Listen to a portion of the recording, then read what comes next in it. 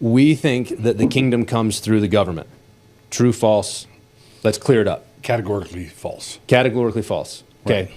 And I'll even go to, this was something that Gary North, who was, Reconstructionist, bad boy, not only a Reconstructionist, but a bad boy Reconstructionist. He had a saying that I thought was very funny. It was politics fourth.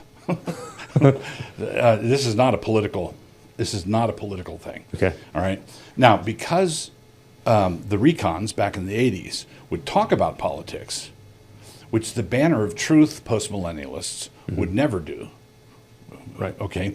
Well, actually, the guys that they would reprint, they would talk about politics, but they did that back in the 17th century. Right. Yeah. When it was safe behind the glass. Yeah, but the case for post-mill optimism in the banner of truth stuff never really answered the next set of questions. What do you do next? It was all evangelism and Great Commission and revival.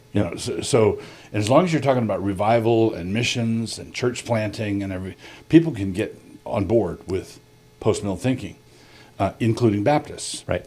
But if the post-millennialism progresses at all, 2 centuries of it, let's say you get your revival, let's say people start coming to the Lord en masse. At some point, you're going to have to figure out what to do with the government. Right. Right? But as soon as the government comes in, that's where the Baptists get spooked. Okay. Yeah. So we don't think it's through the state's not the mechanism. Is the state helpful in as we think about the evangelism? What's the role of the state in the sort of carrying on of the Great Commission? Is there a role for the state? Where does it fit? Yeah, the state can be helpful, but they've got to be either converted or won over or influenced first. So they aren't the agency of gospel. The gospel has to come to them first, and then they can encourage missionaries or open the doors to stop banning the import of Bibles. Yeah, right. Right.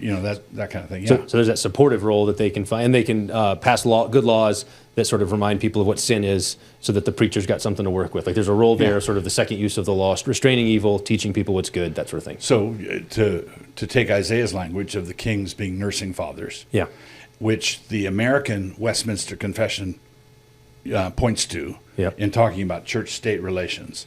And we might throw this in here, just a free November tidbit.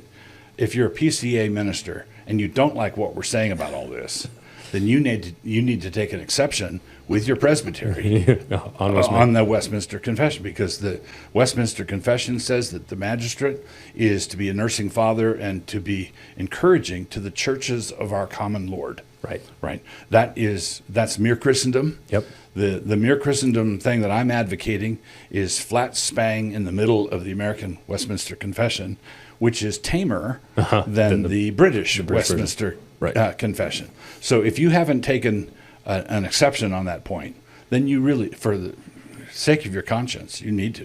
And you might say at this point, once you affirm that there is a role of the state, like they're doing something there, it doesn't follow that means we're saying you should put your trust in man. Right. Okay, so you're trusting in the Lord, and you're going to see a manifestation of the kingdom of God on earth.